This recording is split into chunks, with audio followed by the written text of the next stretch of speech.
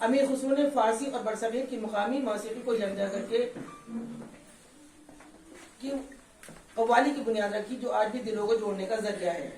بھارت کے گاؤں اور قصبوں میں آج بھی گنگا یمنی تہذیب کی جھلک دیکھنے کو ملتی ہے۔ دیوالی ہو یا عید، ہولی ہو یا بقرعید، یہاں کے لوگ مل جل کر ان تہواروں کو مناتے ہیں۔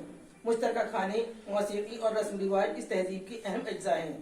شادی بیاہ کی تقریبات میں ہندو اور مسلم دونوں مذاہب کے رسومات کی جھلک اس اتحاد کا نمونہ ہے۔ اردو شاعری اور ہندی ادب میں گنگا جمنی تہذیب کی خوبصورت تعبیری تصویر پیش کرتے ہیں۔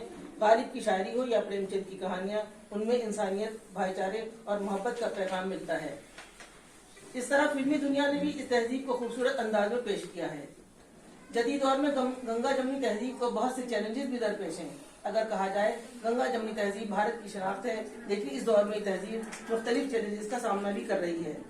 فرقہ وارانہ تشدد، مذہبی تعصب اور سیاسی مفادات اس اتحاد کو کمزور کرنے کی کوشش کرتے ہیں۔ سوشل میڈیا بہت بہترین پلیٹ فارم ہے، لیکن اس پر نفرت انگیز بیان اس تہذیب کے لیے خطرہ بن رہے ہیں۔ لیکن ایسے دور میں ان حالات میں بھی گنگا جمنی تہذیب کی محافظ موجود ہیں۔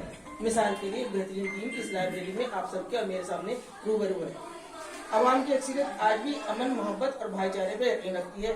گنگا جمنی تہذیب کو زندہ رکھنے کے لیے ضروری ہے کہ ہم اپنی تاریخ کو بھی یاد کریں اور آنے والی نسلوں کو اس کی اہمیت بتائیں۔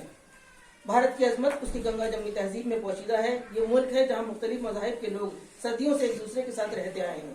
یہ وہ سرزمین ہے جہاں دلوں کا سنگم گنگا اور جمنا کے سنگم کی طرح پاک اور مقدس ہے۔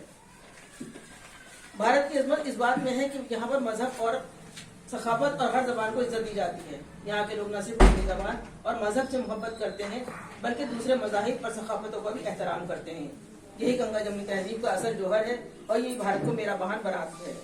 آخر میں یہ کہنا چاہوں گی، گنگا جمنی تہذیب صرف ایک تاریخی ورثہ نہیں، بلکہ ایک پیغام ہے جو ہمیں امن، محبت اور یکجہتی کا درس دیتا ہے۔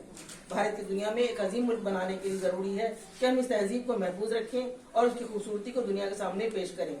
اگر ہم اس ورثے کو زندہ رکھ سکے تو بھارت ہمیشہ عظیم رہے گا اور میرا بھارت مہان کا نعرہ بھی حقیقت بنے گا۔